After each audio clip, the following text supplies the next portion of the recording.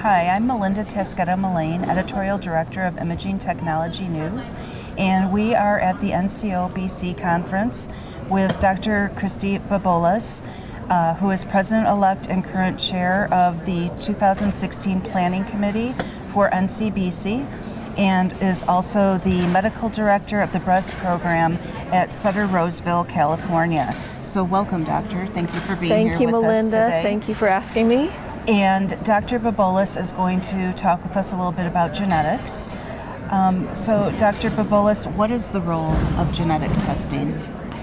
So the role of genetic testing is really to identify individuals who are at hereditary risk for developing cancer. And traditionally, the goal has been to identify whether a woman carries a BRCA1 or 2 mutation.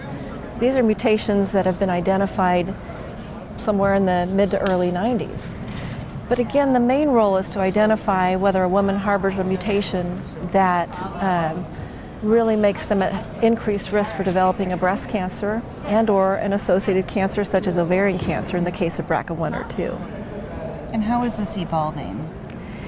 It's evolved actually quite a bit over the past several years. And even if I can back up a little bit, I'd say since the 90s, since the identification of BRCA1 and 2 genes, we have some excellent guidelines as to who to identify who's the appropriate person to test, how to manage a patient if you identify such a mutation, and really how to reach out to family members that could potentially also carry the same genes so you can focus preventive measures before they might develop a cancer. But I'd say what's evolved is really the technology and sequencing of genes has really identified additional genes that are associated with risk for developing breast cancer, ovarian cancer, other associated cancers such as colon cancer, pancreatic cancer, melanoma.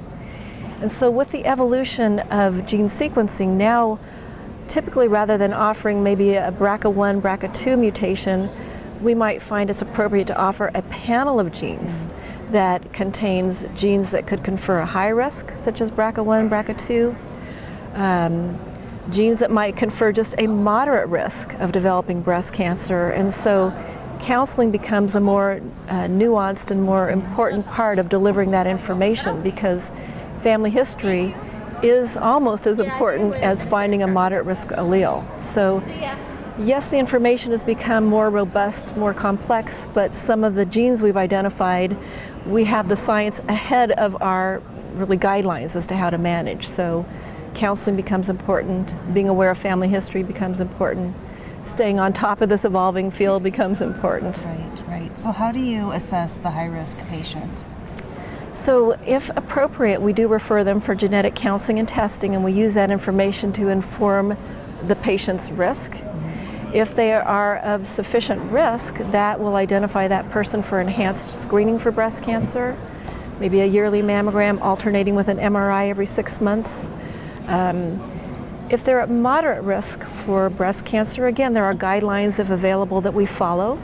If they're a BRCA1/2 carrier, we find that recommending a risk-reducing surgery to remove both the ovaries and fallopian tubes is a beneficial surgery that would reduce their risk for developing ovarian cancer, since it's such a difficult cancer to screen for. Right. So again, it helps us tailor how we might provide risk-reducing procedures, risk-reducing medications, risk-adapted screening modalities for this patient. Now, as incoming President-elect of NCBC, what are some of your goals for the future?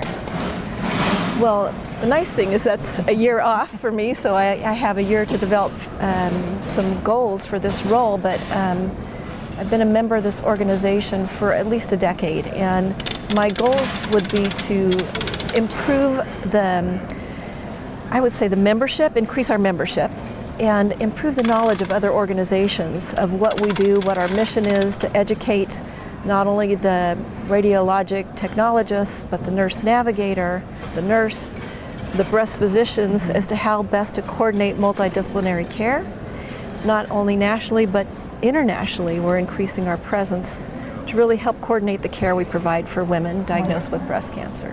And if people would like more information, where can they go?